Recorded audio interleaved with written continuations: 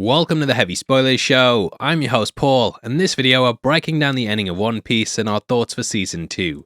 The new Netflix show has a lot of things going on with it, and throughout this video we're going to be discussing everything that's been teased since its release.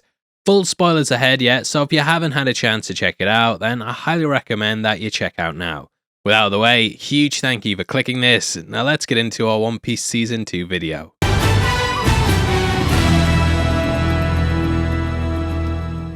Now, when the show was in development, Jamie Lee Curtis actually came out and said that she'd love to play Dr. Kureha in the live-action anime.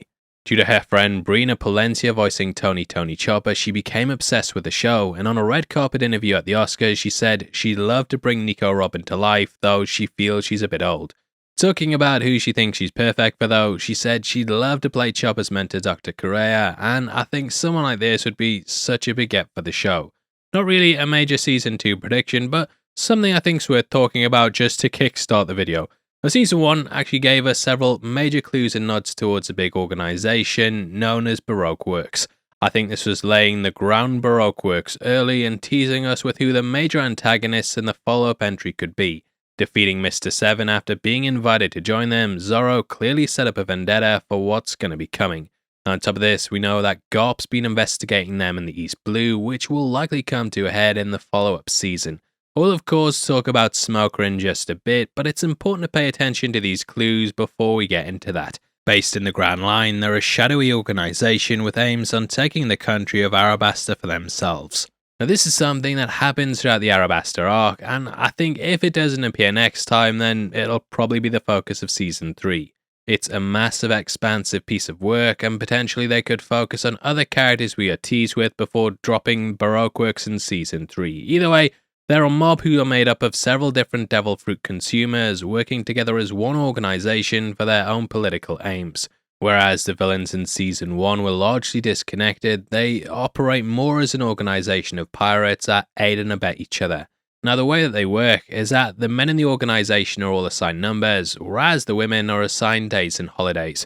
So you get people like Mr. 5 for the men, and for the women, people like Miss Monday and Miss Valentine. Starting off by battling Mr. 5, the Straw Hat crew work their way up the line until they fight the organisation's leader. That is Crocodile, who's known as Mr. Zero, and his companion in leadership's Nico Robin, who's known as Miss All Sunday. Nico Robin was someone we talked about before, and she actually ends up joining the Straw Hat crew, becoming one of its main members. Now, as for Crocodile, he's extremely sought after, with him having a bounty that goes upwards in the billions of berries. Crocodile was the first character to actually out and out defeat Luffy, and I think he's probably going to become the main antagonist of Season 2. Sure, Buggy and Alvida, they can provide some challenges early on, but with Luffy already defeating them, I can't see them being Season 2's major antagonists. Crocodile's powers are that he wields the abilities of the Sand fruit, giving him, as you guessed it, the ability to wield sand. Personally, I hate it because it gets everywhere, and his goal is actually to steal water from the Arabasta Kingdom. Although I think that will be the main arc, we of course have Smoker who pops up at the end too. If you watch Goldie Roger's execution closely, you can actually catch a couple of characters there, including Mihawks and also Shanks. Smoker can be spotted in the crowd too, making me think he's going to be a big player in Season 2.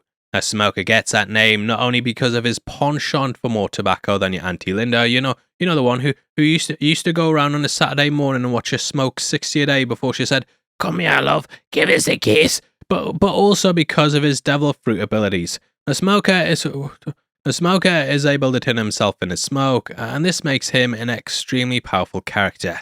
The reason that he's burning up the wanted poster has a double layer to it too, as the character isn't actually a pirate. Smoker is a marine with an obsession for hunting them, and this also seems to set up where we'll be heading in Season 2. Smoker is the boss of the marine base in Loguetown, and this is also the last stop before you get to the Grand Line.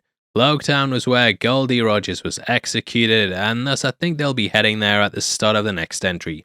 Now, it is possible that we might see a return of Arlong if they decide to differ things from the manga and anime. In that, though Arlong hasn't returned physically, it's been confirmed that he didn't die fighting Luffy. The character is definitely one of the standouts of Season 1, and though bringing him back wouldn't be in line with the source material, I think it would be an interesting addition to have him return in some way.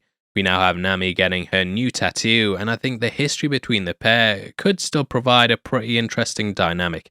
It's better the devil fruit you know, and him being a reoccurring villain could set the show apart from its source material, though that doesn't always work out.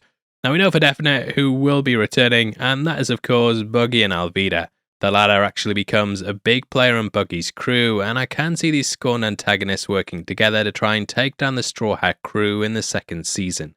The pair both appear in the Loguetown arc with Captain Smoker, and it makes sense that they're going to be major people that we see coming back next time.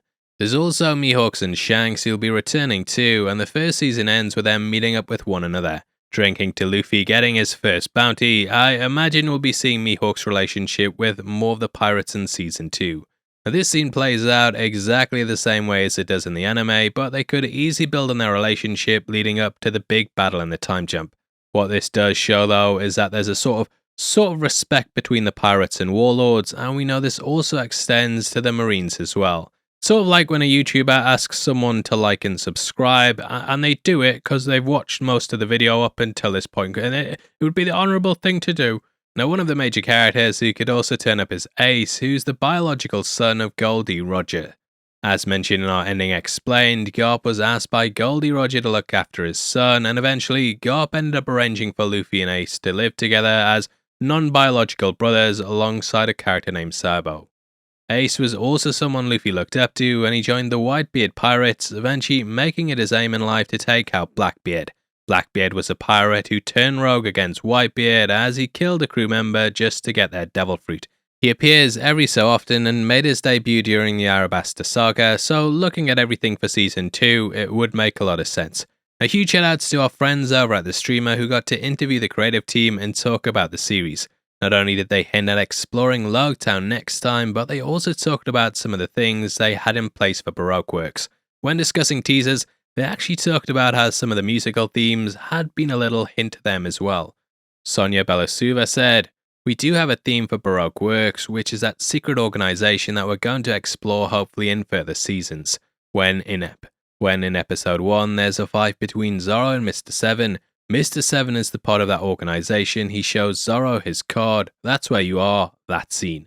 So it's the same theme for Baroque Works." I represent an organization known as Baroque Works. We are interested in your unique set of skills. It's a really interesting way to tease it, and I expect to hear that a lot more in the future. Anyway, that wraps up my main season 2 predictions, and for the rest of the video, I wanted to talk about where we might see things going in terms of release dates. You never know what's going to happen with Netflix when it comes to cancelling, but so far the show seems pretty popular. I don't have exact figures yet, but yesterday when I saw it trending, it had about 70,000 tweets on just the Netflix hashtag alone, so it's safe to say that people are talking about it. The reviews are really good too, and with lots of interest in this adaptation from A-listers like Jamie Lee Curtis, I can see things being put into production pretty early on. Now, unfortunately, that doesn't mean we'll get a season next year, as everything's getting delayed at the moment due to the big strikes in Hollywood. Until that gets negotiated, there's not going to be any progress made on a follow-up, and if I'm being honest, I wouldn't hold your breath for it. Now, ComingSoon.net have stated the earliest we can expect Season 2 is 2025, and even then it might be the mid to latter part of the year. So yeah, a bit of a bummer with everything that's going on, but luckily they've got the source material that they can pull from. Because of this, I don't think the writing will be as intense as they have a brief outline of where things need to go.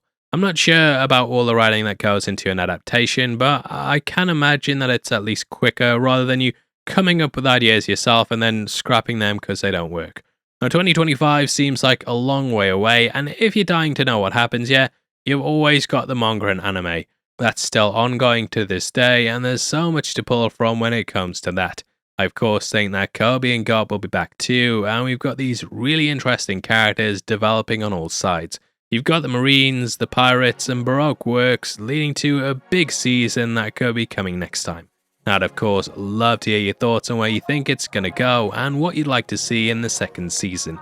If they don't call it two-piece, we riot. Yeah, imagine if they call it that, but please drop a like on the video, and if you want to support the channel as a member of the Spoiler Society, then please click the join button.